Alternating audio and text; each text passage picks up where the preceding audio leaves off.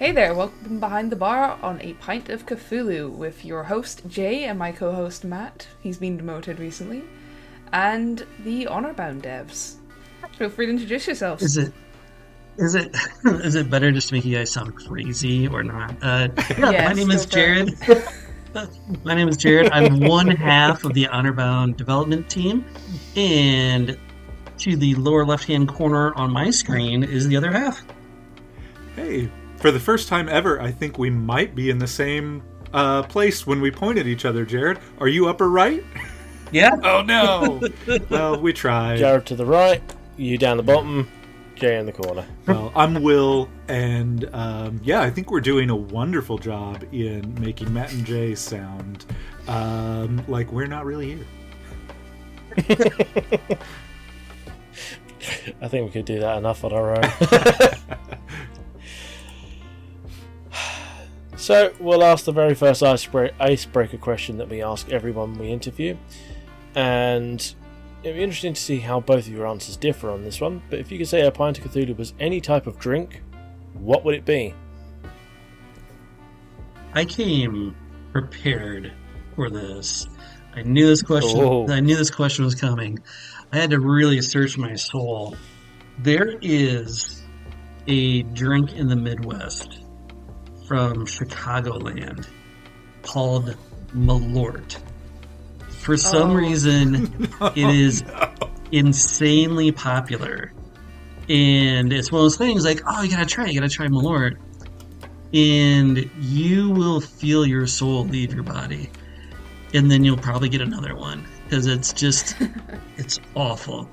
It's an awfully weird malt liqueur sort of wine thing. And it is absolutely disgusting, and it's a point of pride if you go to a Malort bar. So I've just googled that, and someone says it tastes like burning tires. It's supposed to be licorice flavored, pretty much. That is not what it tastes like. Right, Jay, put that on the list. We're going to get some of that. Oh no. Oh, good luck. Oh, do you know what would be a great idea? You can edit this out if you want to, Matt. But Go. for the meetup in next year, we should Try find all the interviews, all the different drinks that people have said Pint of Cthulhu are, make them. Already on it. Yeah, there we go. That's brilliant. We've had some horrifying ones. Oh, lots of stouts and a lot of absinthe, which is never a good combination. Well, what's your addition to this one then? You know, I put some thought into this as well, and I'm going to join the stout train. Alas, I'm thinking something like a Russian Imperial, maybe barrel aged, but not just that stout. I'm pretty sure there is a shot of just straight, fresh out of the sea water, just dumped straight into it. Well, that's a recipe to throw up for sure. Yep. I'd try it. I mean, we're 25 minutes away from the sea, Jay. I'll go and get you a bucket. Fine. I don't think it gets more Cthulhu than that. Straight seawater. Oh. I mean, you could always just add calamari. Ah, true. It does get more Cthulhu. Oh, calamari in your beer. That would be a lifelong regret. Keep it fresh. Yes. So, how about you guys tell us a bit about yourselves, what you're working on? As soon as my stomach clears up here. So my name is Jerod Leupold, and I started a company called Processism by Design, which is really just my publishing company. A lot of my stuff is just under my name. Both are impossible to spell, so it's hard to find, but I've been into writing and doing role-playing stuff for about only 3 years, maybe 4. I'm not quite sure. And a lot of it has to do with reaching out to Will and just being an admirer of one of the systems that he created. And so I think that's a really good segue. How about you, Will? Yeah, well, I run my own little company that's officially just me called Gameonomicon. I'll join the crowd of folks with difficult to spell and search things. But at the time, it seemed brilliant. It was like, like the Necronomicon, like the Book of the Dead. So a book of games, the Gameonomicon. It seemed brilliant at the time. But yeah, so I'm working on some stuff with Jerod, of course. A few of my own things. Actually, Jerod and I have known each other for good gravy, nearly 20 years, at least 15. Yeah. I mentioned in passing the Game of Thrones card game podcast I used to do. We met competing at that card game umpteen years ago. And then, as often happens with really dedicated gamers, we start wanting to make some of our own stuff, thinking we can do it better. So, a few years back, dropped Party First, my first published game, kind of a 1980s pulp horror RPG thing. And actually, along with a couple other systems I've put out SRDs for, I'm currently running a jam for the Tension engine, which is the engine that runs Party First and is underpinning Honorbound, which Jerod and I are working on now. If I'm not mistaken, you had that translated into Spanish? I vaguely do recall someone asking about that some years ago, but honestly, now that you say that, I forget if we ever actually completed that project. But if you have seen it, we must have completed it. Oh no, I just remember you talking about it in your show. Oh, okay. Well, fair enough. Fair enough then. Well, Jay, do you want to ask the first proper question then? Sure. Sure. What inspired you to make your own TTRPG, aside from frustrations about Game of Thrones card games? I don't even think it was frustration that inspired me exactly. I had gotten heavily into Game of Thrones. I don't want to just turn this into a Game of Thrones podcast, but, we're talking 20 years of competing at regionals and worlds and all that sort of thing. So eventually it became essentially my entire friend group and such. We're all gamers, and I was playing a variety of role-playing games with some of my Game of Thrones buddies. They're the ones that got me started on that, and kind of a small world sort of thing. There was some overlap with another friend group that had a couple people working on 7th Sea 2nd edition whenever that Kickstarter went up and all that kind of thing. So we had done a little discussion and testing and stuff with them, and that was kind of when it was like, well, wait a minute, like these are people I literally know that have GM'd games I've sat down to play, and they're working on this gigantic Kickstarter. Maybe I could actually do something. Obviously, I've not hit that kind of range of anything, but yeah, I think that was kind of the nugget. Fair play. Anything to add, Jerod? For him, I don't think so. For you, Jerod. Sure. For me, it I've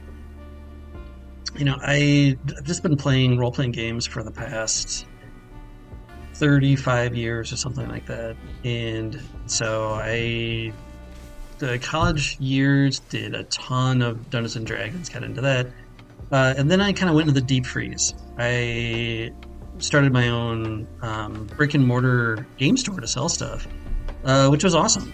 Loved it. It's still around today. But that put a really big deep freeze on me playing anything after the card games. I just didn't want to be around that crowd while I was also running the store. It was a lot of trying to put on top of it. But then it was probably COVID, I would guess, that I'd been kind of doing role-playing games here and there, but I didn't really get back into it and realize how much I just really enjoy the medium of it. Like, it's one of my favorite pastimes to do. period. I don't think there's anything else I'd rather do unless it's a really nice day and there's frisbee golf to be done, you know? And so, yeah, I reached out to Will and I was like, hey, you got this system that I really like, the one by tension system. I think it's really cool. I've got a bunch of different ideas that I'd like to throw at the wall with you if you'd want to sit down and talk, because like I said, we had known each other for so long at that point in time. And Will was nice enough to be like, yeah, all right, we can tell me what you got. And I just was like, bleh, here's all this stuff. Here's all these different adventure ideas. Here's splat books. Here's all the stuff. And I was like, Jared's okay, I know it's a lot. enthusiasm is sky high. And he was like, yeah, let's do a couple projects. The first couple little adventures went well, and then we worked on the Twilight War book together, which was the big book for Party First, so it's the only really big supplement to it. Had a lot of fun with that, and that was pretty successful for me anyway. Could definitely be bigger, but at the same time, for what we were doing and how much we put into it, fantastic. Then the next project after that was Will Gamenomicon published Galpin Market, which was my book. That was just solely my book that I wrote from top to bottom with rules, background, everything in it. And Will did the heavy lifting of layout, kind of art direction and all that stuff. In running the Kickstarter, which I still haven't officially ran my own Kickstarter yet, and it still scares me half to death to look at.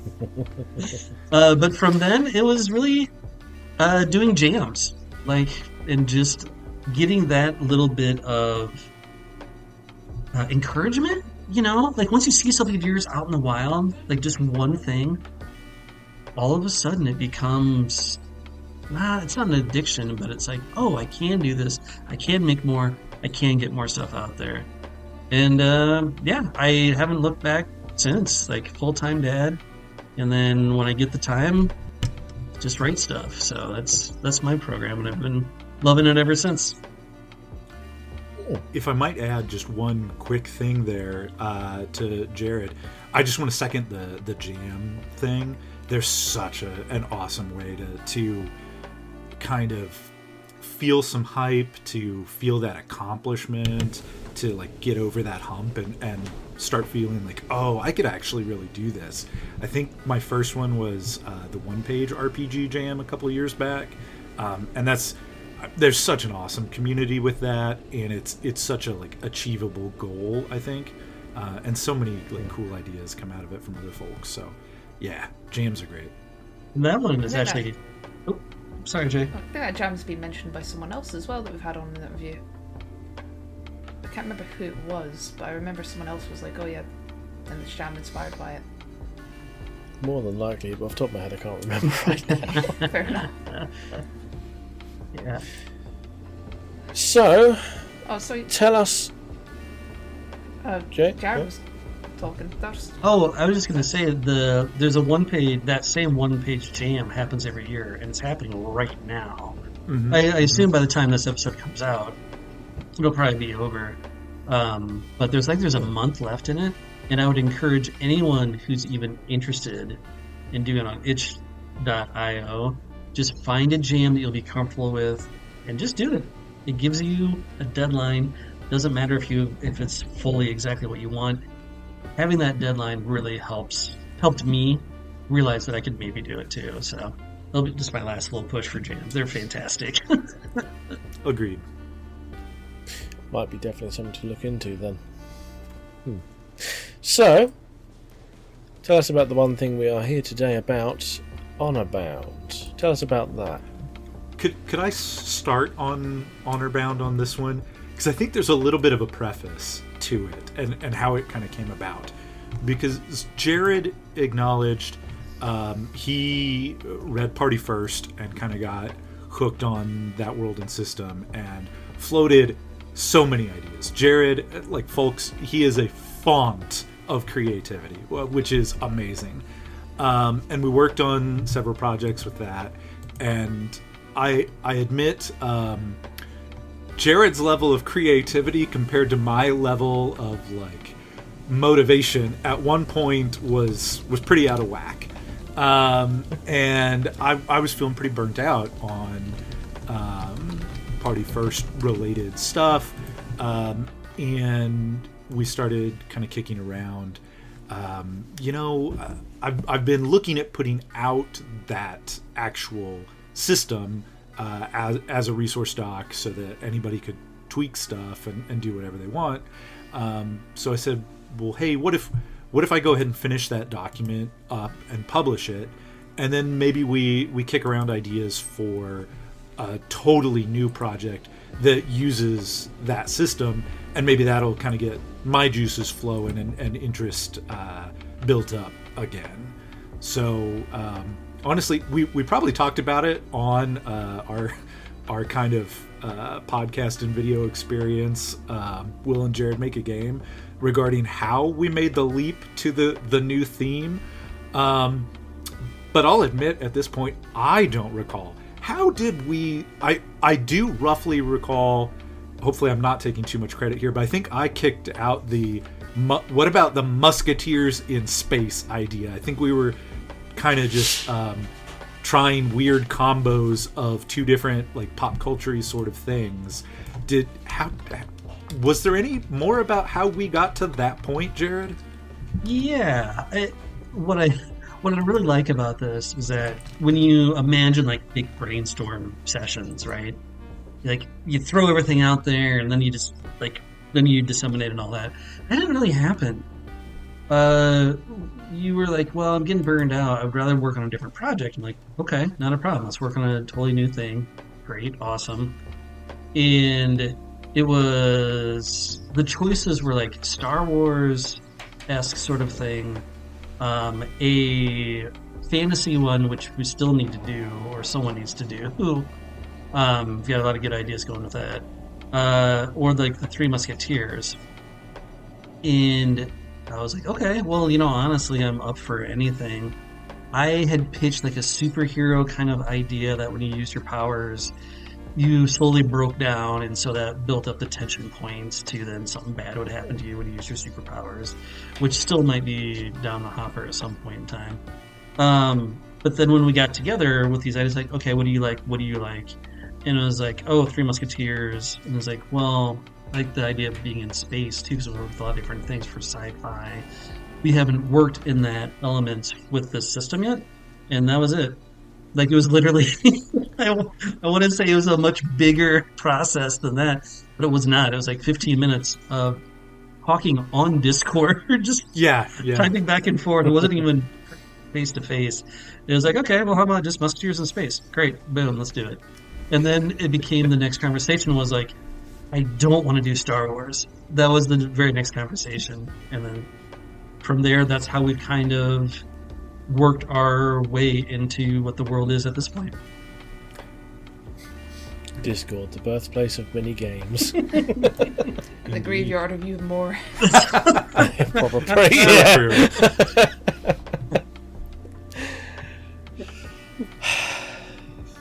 So, just for those who are maybe less familiar with the tension system, would you mind going over that real quick? Yeah, I feel like I should probably lead on that one if that's okay, Jerod. Hey, it's your system, absolutely. Okay, so the tension engine, which did not initially have that name when we created it for Party First, it just didn't have a name at all. But it kind of came about at the time with that group of buddies I was playing with. We were playing some D&D at the time, but we were also playing some 7C. We were, I think we had just come off of a World of Darkness game, I think Hunter, if I remember right. We were reading Monster Hearts, and we were kind of turning all of that type of stuff around in our heads, and wound up wanting to create something that felt kind of cinematic, and we had kind of hit on some of the horror beats lately with Hunter and Monster Hearts, and so that led us to looking at how can we do some of that horror type of feel, we were looking at trying to create a system that gave us the feel of the pacing of like a horror movie, that type of thing. So one of the key things in the tension system, which is a D6 pool building game, became the actual tension pool as well, and the associated tension breaks. So whenever it comes up that players do need to roll for something, they're going to be selecting an attribute and a skill, and then rolling that many dice equal to the total of their values in those. Then they're going to keep 2 dice out of that to actually be their pool here. Depending on their situation, whether they are going up against the environment, which is kind of a catch-all in the horror movie kind of scenario. That's somebody, say, trying to open their car door while the killer is slowly walking down the street toward them. But it could be conversations with kind of generic NPCs or whatever, things that are not statted out adversaries. The GM then is also rolling a pool of D6s, but this depends on whether they are going against a statted adversary or the actual environment. As players roll in the base system, as they roll ones, they're generating tension points, and that is going to be the total of the tension pool. So anything against the environment is going to be a pool the size of how many tension there are right now. So as players are trying harder and harder, theoretically, to open that car door, the tension pool is growing larger and larger. Now, of course, you're only keeping 2 out of that pool. Similarly with adversaries, they have their own stats. They're keeping... Monsters might keep 3, but because both players and GM are keeping 2 dice out of that, you can guess that the size of the pool starts mattering a bit less for strict totals. It's more and more likely that you can roll 6s. So the system then operates off of players generating adventure points, which can then be spent to keep more dice. Likewise, the GM can spend attention to keep dice. They can also be used for different abilities. I feel like I probably should have had an outline here, so I explained this in order. So I do apologize. That might have been a little all over the place here. But essentially, the tension engine name came from that flow. You're building your D6 pools. You are rolling them. Ones are generating tension, which are the GM meta currency, which are then spent back out. And the players are also potentially generating adventure points, which are spent back out, and the 2 just cycle back and forth in order to keep dice to power abilities, that type of thing. Oh. Fair play. Anything to add? Or? Yeah, for me, what drew me to the system is that your points of conflict, whether it's directly like with an adversary fighting an enemy, trying to hack into a computer, trying to convince a consulate to overchange a law, all those points of conflicts were treated equally for the most part. So that meant you could sit down and have a whole session just based on going back and forth with social interactions. And it's going to be just as compelling and just as exciting as your combat heavy sessions as well. That's what really got me on the hook with it, and I'm like, okay, this system you can do a lot with. And I wrote my first quote-unquote dungeon for Honorbound a couple months back, and what I loved about it is that it's in a casino. It's a casino. So, like, ooh, yes, a little bit of fighting, a lot of bluffing, a lot of, like, social interactions. Like, you get, like, a follower-on leech-type person that you gotta kind of get away without causing too big of a thing. Like, I love it so much, and your whole session's going to be in the casino trying to fight off all these different encounters like that.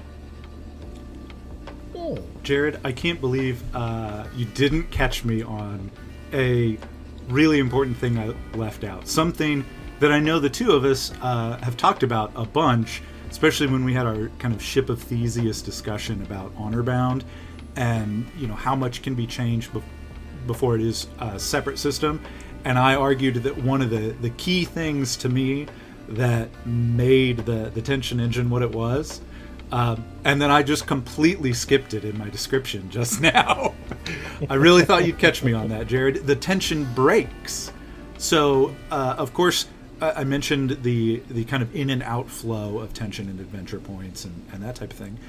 But I totally skipped over the other part of that initial kind of horror movie feel, which is as tension builds, of course you're getting larger pools and that type of thing, but once it hits a multiple of 10, it breaks, and something, at least in the base stuff, something kind of randomly bad happens. In that, we have a table, like a D6 table, that can dictate some of those bad things that happen, but it gives players kind of this sense of impending doom that they can kind of watch. Yes, they're powering up the GM as they go, but they also know, hey, we might be in the middle of a fight or in the middle of this social discussion or something, and suddenly, if we've pushed this too hard, suddenly, snap, something unexpectedly bad is going to happen. I literally just explained this to someone on a different Discord this morning as, it's your wandering monster table. Except instead of it being strictly monsters, it is difficulties. You know what scenario you're going to be in, whether it's going to be social or dungeon or whatever. And you have 6 different difficulties that can arise. And so then, there's your wandering monster. Like, you've failed enough to trigger this additional bad thing. And something that I've 100% ran into that I will repeat from now on as far as design goes, players thrive and love chaos. And so the more you can generate organically with them as playing, the more fun it's going to be for everyone. Well, that leads on then to the next question of how do you go about world building in this game? I'll let you lead on this one, Jerod. Yeah, great question. So we knew where to start with, right?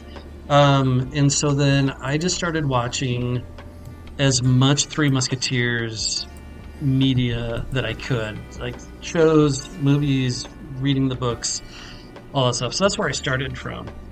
And I'm going to catch a lot of hate for this because I haven't seen the 2 new French movies yet, which I'm really excited to watch.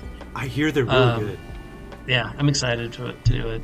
But the Disney movie, strangely enough, is probably the best one, which I can't believe I'm saying that. But if you want to watch... Yeah. I think that's more towards how the movies have been done and portrayed, I think. But if you want the best possible thing to get the best feel for Three Musketeers, the BBC show, Three Musketeers, from like 2017, something like that. Perfect. Phenomenal. Watch that and you'll get a good feel. And then, so it started there, put it in space. We had a conversation on what kind of feeling we wanted out of it. So this was a lot of the world building goals was kind of put up front, and we wanted to have it be hopeful. We didn't want it to be a huge drag. The conflicts are going to arise naturally. And so what I did for the history was like, okay, let's start with a place that was really, really bad. So the company wars happened. Pretty much everyone was enslaved. And then there was an uprising to shut down the companies. So now we're in this rebuilding process that has already been a ways, but we're still far away from it being over. So we created a loose confederacy called the Grand Alliance. And Will named that. So we've got the Grand Alliance, and then now we literally just added another part, because you can't be a friendly government if you force everyone to join the Grand Alliance. So there's naturally got to be people who be like, you know what, I don't want to be part of this confederacy. I'm going to be a free city state. We can take care of ourselves. And the Alliance is like, great, as long as you don't do these 4 rules. And I did a bunch of research on the UN, actually. So we're trying to create these really, idealistic ideas, right? These idealistic living things where it's agrarian, we share all the resources and all that stuff. And let's focus on our adventure being on the cultural differences between 2 societies trying to blend together. And then also, it's set in the future, let's have some mindless beasts thrown in there too. Let's have some planet exploring. Let's have some leftover old dungeons, right? That can be left over when technology existed. We knew we didn't want to have like teleportation. We knew we didn't want to have intergalactic travel with like black holes and stuff like that. So we basically said we're going to have all that stuff already have happened. Then something has to happen to take all that stuff away. So yes, we have internet. We have now a way to travel through the internet to get to someplace else. So there's a little bit of teleportation. Which I haven't told Will yet, so that might be on the next episode. I was just thinking, wait a minute, when did that happen? So that may or may not still exist by the time this comes out, but that's what I'm shooting for. And so yeah, we want it to be sci-fi in where we got down to the world building that I'm most excited about was the stuff that we didn't create. And this was a conversation that Will and I went back and forth a ton, and I cannot emphasize how much we talked about this. Do you want to take over this part where we talk about species? Oh, okay. I wasn't sure if you were going that way or stuff that got cut. But yeah, the species thing. So that was definitely something we went back and forth on a lot. And even inadvertently, we discussed a good chunk of it in the wrong Discord channel. So actually, Brett, who was the co-creator of Party First back in the day, actually weighed in on some of this discussion with us initially as well. And basically, what it kind of came down to was trying to be somewhat mindful. It's a pretty hot button topic, I think, in the RPG scene over the last few years about the concept, or at least terminology, of races, right? Coming up a lot in D&D and various other fantasy games, who I think are more or less quickly or slowly here moving to other terminologies, ancestry and things like that. And trying to separate some of those concepts. But the thing is, we were doing a sci-fi game, and like I said when Jerod and I were talking about this, is like, you say sci-fi to me, and I mean, aside from spaceships, like the second thing that comes across to me are aliens, right?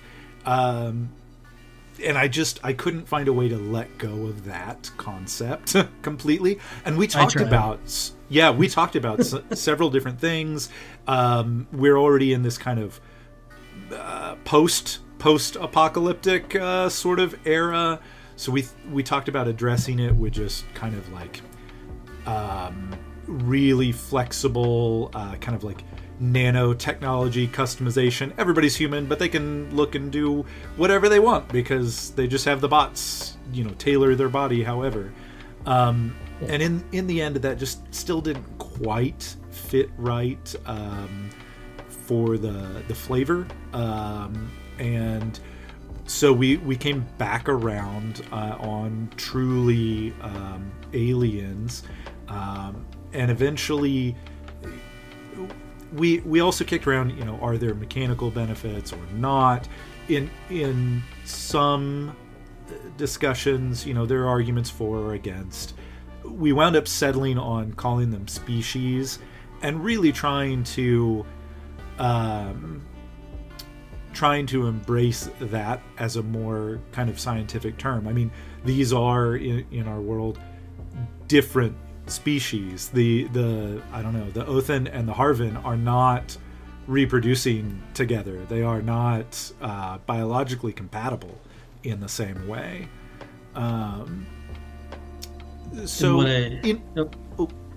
I was just going to try to kind of wrap that thought there to say, so in the end, we settled on something that is largely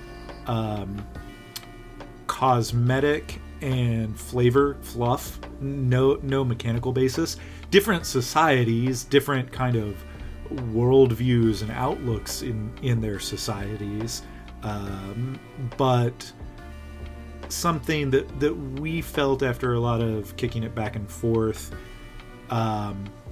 honors the kind of idea of aliens in sci-fi, but hopefully avoids some of the pitfalls that could be fallen into. And I think the way that we put that together that's really going to work is that we're going to give like a page for each species.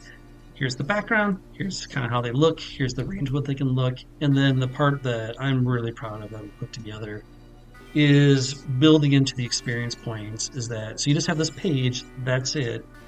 Now, every time that you yourself, the player, add something to the culture of the species, like a holiday or a ceremony that they do, or like how they treat the dead, is their marriage, like you get an experience point for doing that, and then you get that once per session. So we're actively encouraging you to build out your species culture. And what's fun about that, I think, is that it's going to be different than from different playgroups to different playgroups, because they're going to envision their cultures or species a little bit differently.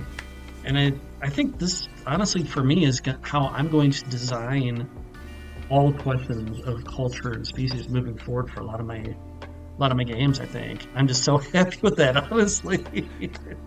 Yeah, no, I agree that was a great inspiration on your part, Jerod, and I think has led to recent discussions that we recorded about earlier this week, actually, about kind of trimming content back and like what's exactly the right point to kind of still sketch out these different cultures and different species and various other things in the game as well, but what's the right point to sketch out and leave just kind of opening questions, open the can of worms so that players can take all of those kind of experience prompts and customize it to their own table, their own group.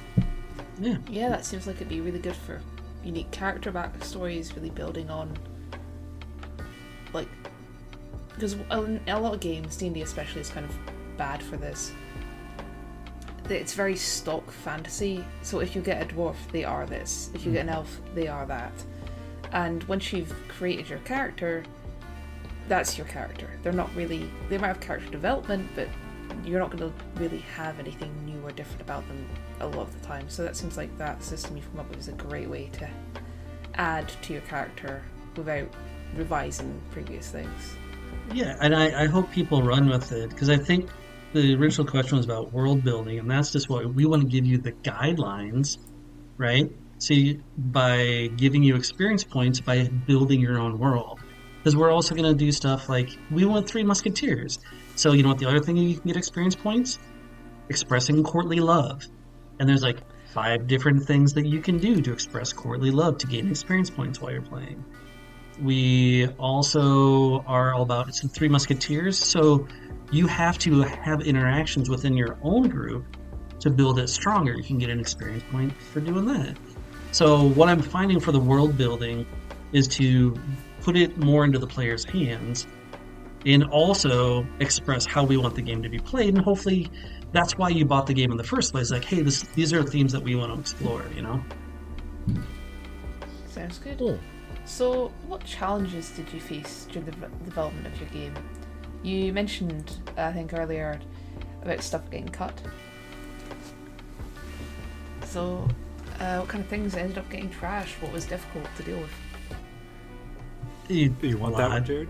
Sure. We're in the process right now of just hacking away stuff. At the very beginning, we were like, all right, 60 pages. let's shoot for 60 pages. So part of it was the species. Will, once he gets on a roll, very eloquent writing, and it's wonderful to read, and great historic backgrounds. So he did 3 or 4 of the species, and they're about 5 or 6 pages long, each of them. And that's on a Google Sheet page, So if you translate that to another page, that's a lot of information. So we're cutting that. The hardest part for me for the Darling to Kill is I originally wanted to build this as 3 musketeers, and each playing group was their own house that you belong to, and your house grew in prestige as your group did bigger and bolder things, and so then you'd compete with each other to get favor to join the Grand Alliance as your own major house. And at the end of the day, there's 40 pages, 30 pages of rules written for that. And it all got cut just 2 weeks ago. And it pains me so much. But I'm you know what? This is the core game. I think let people play with the core game to have it, to really feel, to stand on its own. Because it's got enough rules. I don't want to bog any people down.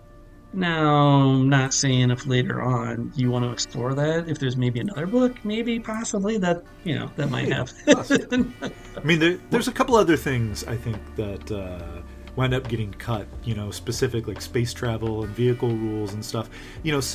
Some of these other bigger scale sort of things that, I think they could conceivably work together in another book if there was need for that. So it smells like there's a sequel on the wind. Well, this one's even done. Yeah, let's see if people like the first one. Let's start there. So, with what you haven't cut, how have you managed to balance all of the mechanics against each other? Jerod's been running the playtest games, so I think that question is definitely him. Yeah, playtest. So we wanted to do sci-fi. We didn't want it to be Star Wars, but we ended up really wanting to have religion as a factor in the game, and we also wanted some sort of space force thing. Honestly, the hardest thing that we've had to do during this whole process was name what the force is going to be called. That by far was the hardest thing. We settled on. I should clarify, when Jerod says space force, he means capital F force, a little bit like Star Wars, not Space Force like a military unit sort of thing. Yeah. Yeah. So we ended up calling it Essence. And through playtesting, we had to balance a lot of things of all right, so you've got your physical stats, you got your social stats, you've got your intellect stats, and then you've got your kind of mysticality sort of stuff to work with that. And it's been all about playtesting, to try and figure out what's going to be too powerful, what's not going to be powerful enough.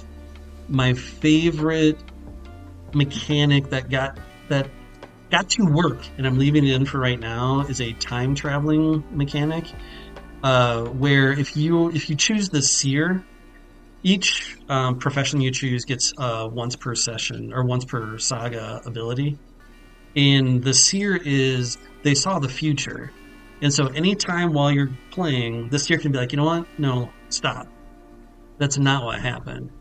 What actually happened is that we did this. So you just play along as if nothing was going on. And if something truly tragically bad happens, the Seer can be whoa. Nope. We're going to back up one scene and we're going to start over again. The penalty is, though, you can't make the same roll. That's usually when you're going to do it because you just totally fail a roll. You can't do the same roll type. You have to do something completely different. Because you saw doing that would be disastrous, so now you can try and do this thing. Playtesting that was awesome. It was totally bizarre, but it was a lot of fun, and it wasn't as broken as you'd think it would be. When the bad guy rips off their mask or whatever, the bad guy it's still going to be a big moment, But then they're like, well, I stabbed the guy. And I was like, well, we've got rules to deal with that, so let's play it out. And so far, it's been a lot of fun, but it really has come down to playtesting a bunch. And I've got an actual play of that I'm going to be posting here pretty soon. And I'm going to start a new playtest session where it's going to be the Revenge of the Aeronauts. So using kind of like the space stuff, where it's going to be like airships, open deck airships sort of stuff. And there's going to be witches to get your mystical effects. There's going to be a thing from outer space that's threatening the planet. There's going to be civil war of these free city-states. And I think I can get all that done like in four or five adventures, I think. So it's all part of the world building in the playtesting. The playtesters have been fantastic giving this a chance to do it. So balancing, it's impossible because there's like 60 or 80 abilities that you can choose from your different professions. And we're just trying to get as close as possible at this point. So I'm sure once it gets out there in the wild, there'll be something. I don't know. Well, if I might add just a little bit of flavor to that, I know it's something we've talked about. Admittedly, we've talked about it more in regards to experience and that type of thing. But I think it applies across the board as well to attempting to balance abilities, stats, all the rest of that. In that, really balance, I think, is probably pipe dream, so to speak. We're not going to really get there, but the question I think that's more achievable is it fun for everybody? I mean, in a really strict, number to number to number comparison, is everything exactly the same?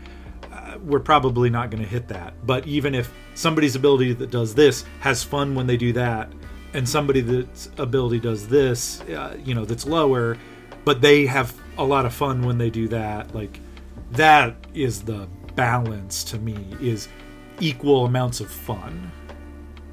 That makes really good sense, because even the bigger, like, Call of Cthulhu D&D, they aren't balanced. They really aren't balanced. There are classes and there are, like, resource rates and stuff you can take that are just trash. But people still play them because they're fun. Yeah, the hardest one for me was trying to balance out the diplomat profession, because we've got a diplomat and we've got a bounty hunter, like, that are in the same group, with two vastly different skill sets, right? Just introduced this mechanic, which I can't believe we haven't been using it before, to make things better.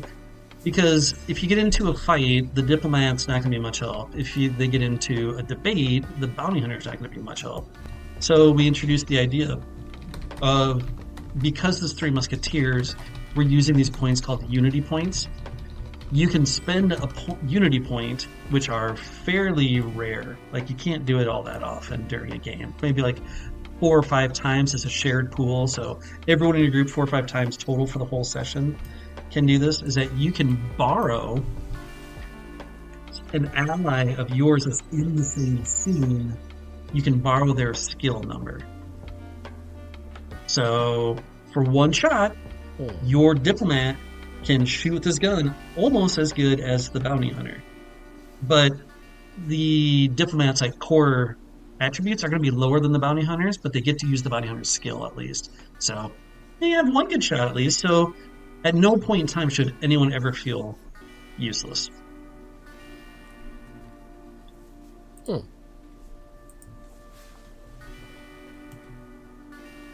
Okay. Yeah. So, what do you guys, each of you, think is the best and then the worst part of making the game for you guys? Most enjoyable and most annoying.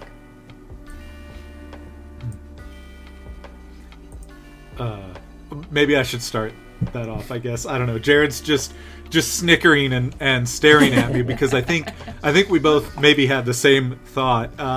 So I mentioned in passing that I have a jam going currently for the tension engine at large, and So along with Honorbound, both of us are actually working on our own projects for that jam.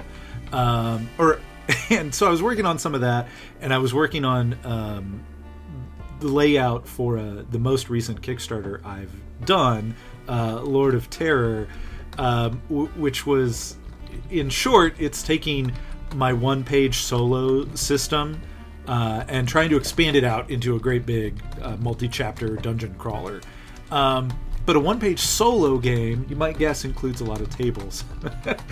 And exponentially more whenever you expand it out. And so I commented the other day in the Discord chat that tables are going to be the death of me trying to lay them out in Affinity. And so I'm snickering when you say one of the worst things about Honorbound. It's gonna have some tables. So I think actual layout is gonna be a little bit of a bear. But I think I'm learning a lot more. Some of my early releases under Gameonomicon, I had a buddy who does graphic design as a profession, help out on that stuff. So it's a skill I've been trying to work on and learn a bit more. As far as favorite thing goes, that's trickier. It's harder to narrow down. I think this may sound kind of weird, but I think one of my favorite parts has been when Jerod and I do get into a call directly, and we can spitball and kick things back and forth. And I swear more gets done in half an hour of that than any other time. That's been a real highlight. Something about that conversation. Fair play. Yeah. Oh, to you then, Jerod. Yeah, I totally agree with Will there. Like my favorite part is during the playtesting stuff, seeing it in action and seeing the players react to the world that they're helping build. There's this awesome moment where two players got separated from the third player, and the two players basically just had to wait, just sit there. That was their job, was to sit there while one person finished up the scene. Well, the players introduced their own background stories, which is, experience points for doing. And they just introduced it like, oh, someone from my past came out. And it turned into this super tense, like, Old West gunslinger showdown scene. Like, out of the blue that none of us had planned for, that had implications with the plot of the adventure, like how they wound it in. And just seeing that organically happen for something that I wasn't quite sure whether we should have that included in the game, and see it work was awesome. It was so rewarding to see that come into play. And then the worst part, or the hardest part, is the imposter syndrome, like 100%. Like, I don't, I've only been doing this for about 3 years. Now I've been gaming for almost 40, but, it's the whole idea that never quite good enough. I have an English major, and I still am just like, oh, this is all terrible. It's not going to quite work. It's not, like, these things are going to fall apart or whatever. And it's just the natural progression. I don't know if I know of anyone who does any sort of creative endeavor that doesn't have the imposter syndrome. And just at times, it's just worse than others. And it's probably my least favorite part of this, where I'm like, oh, it's just a waste of time. I need to be doing something else, I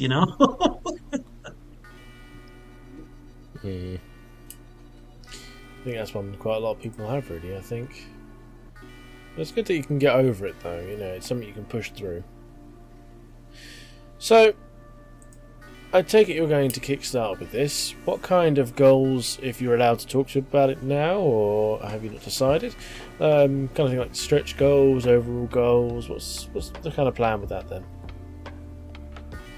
I guess maybe I'll start on that one since I've been doing the Kickstarter stuff.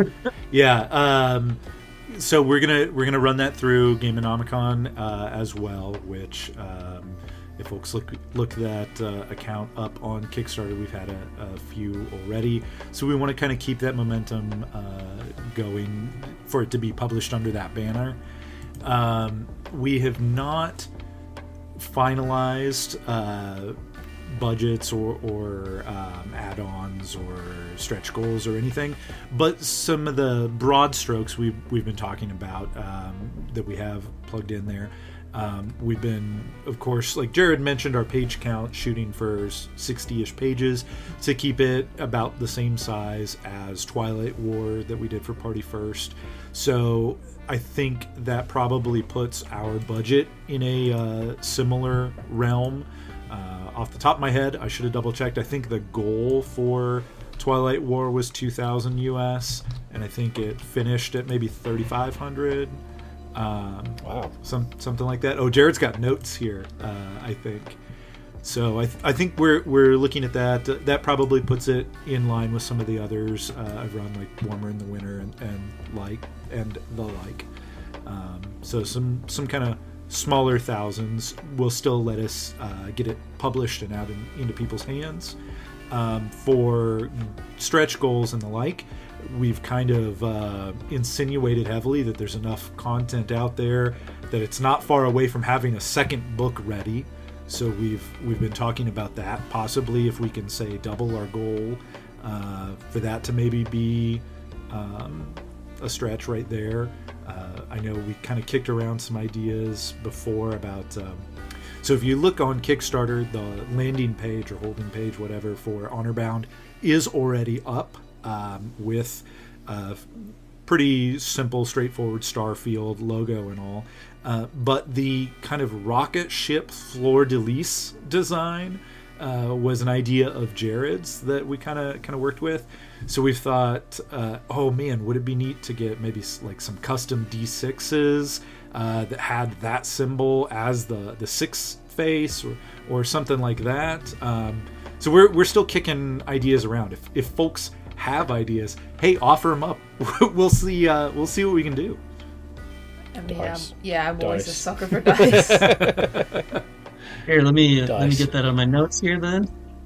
And Matt over there is a sucker for special editions. Yeah, pretty much. Ooh, special editions like fancier bindings and that kind of thing. Depends on how it looks, personally. For me, I'm very vain in how I like the look of things. I mean, totally understandable. I don't see anything wrong with that, because in our original sit down for talking about our original goals, like that was the first thing we did. We sat down. What did we foresee? What did we want for our goals? And part of this was really talking about those stretch goals, which I didn't realize that's in actuality what we were talking about until like maybe a month ago. I'm like, oh, we actually kind of talked about this already. And like the idea is like if we reach certain amounts, like we know what kind of art, and I know a couple of artists that I would want to hire to be able to do it. Like there is, what else did we have in here? A layout for a character sheet, both online and physical. Sigils for each of the species or species art for them. Like we have a whole list of things. Like if we can reach things in Kickstarter, this is what we'll just include in the book.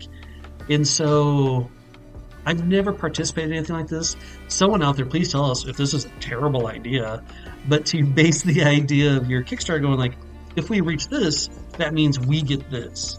Like we can pay for a person to do this. Like if we make this much, then we can pay for a person to do this. Otherwise, it's just going to be us looking at like, art online. I just did a bunch of it for the game I'm working on, like going through all of the open license art and pictures and like trying to get it together, make sure you get all the right attributions to the right people.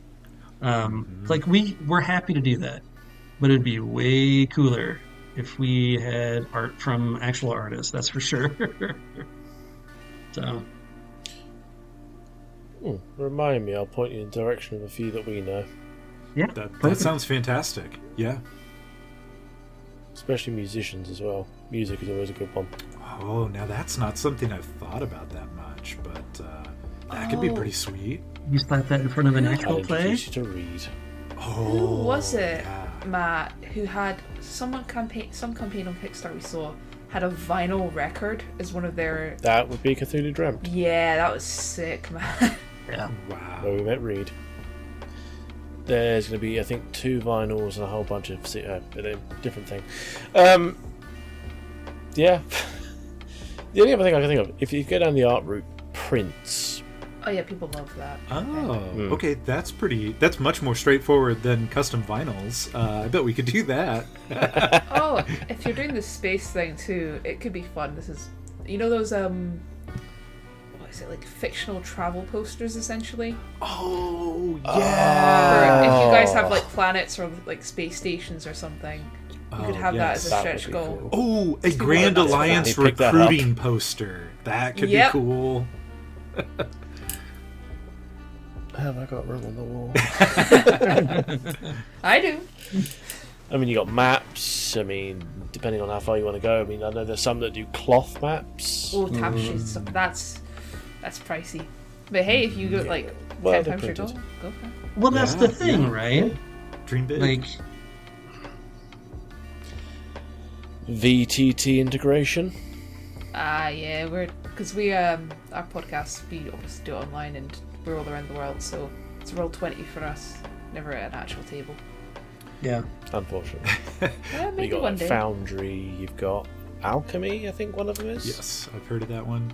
Admittedly, I normally only play in person, or I use it's pretty bare bones, but Fari RPG's tabletop, which is just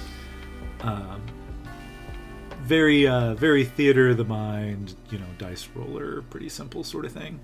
Have you Yeah. been using Yeah, if it any at works. all, Jerod, for the playtest games? It's just raw Discord. Yeah, because it is theater of the mind. You do raw Discord, and I was actually just going to get a copy of what I've been having people work with. Just be like, all right, well, this is what we use. It'll kind of give you an idea.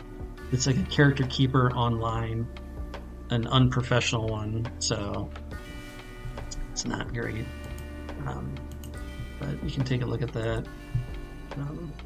Kind of gives you an idea of what we're working with. Otherwise, because that's just the characters, and then the rest of it is just, theater of the mind. Fair enough. You need to request access for that. Apparently, There you go. So while they're sorting that out, I'd say full VTT integration would be super cool. That is not something I've really looked into before, but I think we'd be happy to explore it. And of course, raises the question, I guess, do we need to look at that relatively soon to sort out a playtest game with you guys? To be fair, I'd say we just use Roll20 for dice rolls. If there isn't already a system online for it, it's really easy, just dice rolls. We tend to end up having a new page for each one, and I think we're at 6 The- now. artwork that we end up doodling mm. throughout the entire thing. Crude and It rude. makes it kind of good. Hey, and I pulled one up. Oh, was it the Nazis in Valhalla one that got absolutely out of hand? I mean, if you want to ask the next question, Jay, Oh, yeah, before sure. we Before go you too get far off. Completely off track. So, what advice would you give to people wanting to make their own TTRPGs? Or even their own system?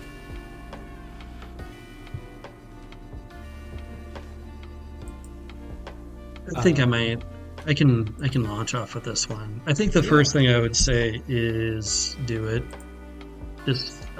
That sounds fairly condescending, but honestly for me that was the biggest part, because I was so afraid of accidentally creating something that someone else has already done and I'm just retreading old ground. Like, I was afraid of redoing a system, I was afraid of redoing the environments, the settings, the everything. It was the scared part. That was the hardest part for me. Just like, it's already been done. Why would I even contribute to this? The entry point to do this is at the lowest point it's ever been for role-playing games. Doesn't mean you're going to get good role-playing games, but once you start getting into the research of doing it, looking at stuff, you're going to find stuff that you really like. You're going to find stuff that you want to copy. You're going to find stuff that you think, you know what, this would be great. You did this instead. Just put pen to paper or start typing or whatever. For me to organize it, I do a Google Docs and a Google Sheet. The Google Sheet, I end up with like 45 tabs by the time I'm done. Like, this sheet's for mechanics, this is for world building, this is for professions, this is for species, and just like keep doing that. And once I get to a critical mass, I take that information and then just start typing it all out on a Google Doc. And it doesn't have to be organized right away. Just start typing. Just start typing, and then by then you'll be good to go. Oh no! What happened there? Oh no! Just told me it disconnected. Oof, that was rough. Uh-oh. What happened I, there? I was wondering if my internet had gone out Yes. because all of you guys stopped. Yeah, same here. That's a first. I think someone's trying to tell us something. Yeah, don't want the secrets getting out.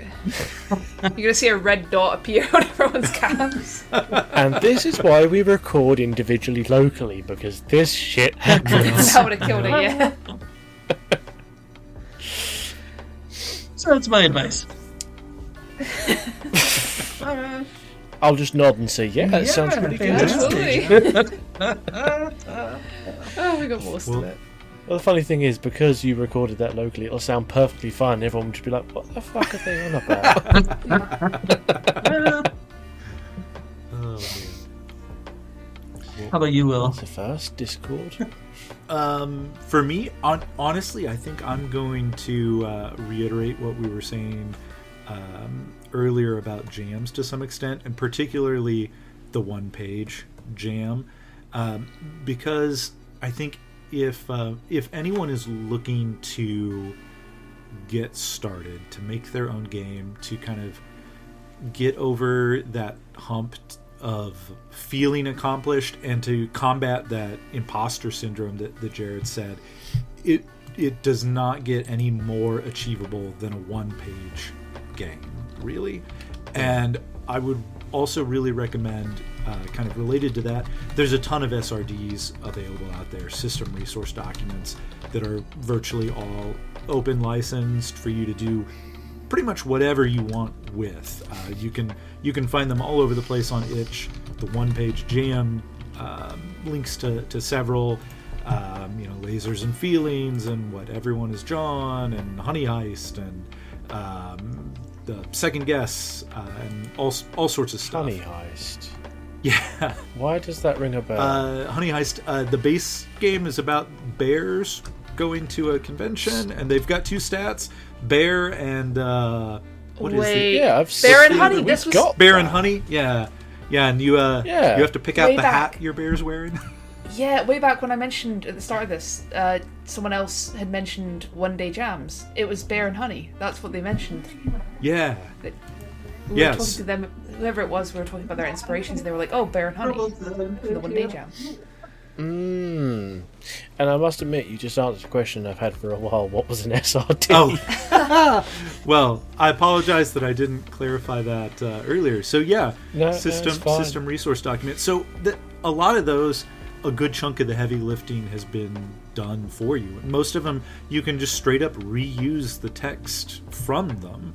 So I think that moves the bar even lower for you to hurdle, so to speak. Just take them and tweak a handful of things. If you've got a world that sounds interesting, throw some flavor to go with the base rules. And any little thing like that to help you over that initial creation hump. I think later projects get easier and easier the more of them you have under your belt. So don't be afraid to start small and just make each one a little bit bigger. Well, I think the only other thing we really need to ask before we wrap this up is, where can people find you and Honorbound? Home address, please. If you will. Oh man, this is when I really should have gotten a P.O. box, I think. You can find me hiding deep in the Ozark Mountains. Or virtually any of the social medias, Facebook, Instagram, Threads, X, and so on as Gameonomicon. Again, it's trickier to spell than I thought, so it's Game-onomicon, like Necronomicon. You just cut off Necro at the beginning and replace it with Game. And of course you can find under Gameonomicon as well on Kickstarter, but you should be able to search Honorbound and find the landing page for Honorbound there on Kickstarter. I probably should have had a tiny URL prepped that I could just rattle off right now for everybody, but it'll take a search. I'll stick it in description. Perfect. And of course, you can find Gameonomicon on itch and DriveThruRPG as well, or my own name, Will Lentz, will lead you there. He's got a website too. That I should update more often. I tend not to mention it because I've gotten out of the habit of updating it. Yeah, I'm in the same boat. I just spent the $150, $200 or whatever to keep the landing page or whatever. And I'm like, you haven't updated this like in 6 months. Why am I paying for this? So yeah, I'm Jerod Leupold. You can find most of my stuff under just my name. One nice thing about having a name that's spelled slightly different is that you can find me under Leupold, Leupold, and you can find my stuff on itch. You can also find it on RPG DriveThru. If you can't find it under Jerod Leupold, you can find it under Paroxysm by Design. Just try and look for Jerod Leupold first. You can find it like on YouTube's, and then that has all the links to my website and all that other stuff. Yeah, nice one. Well, thank you very much for your time, lads. It's been an absolute honour talking to you both.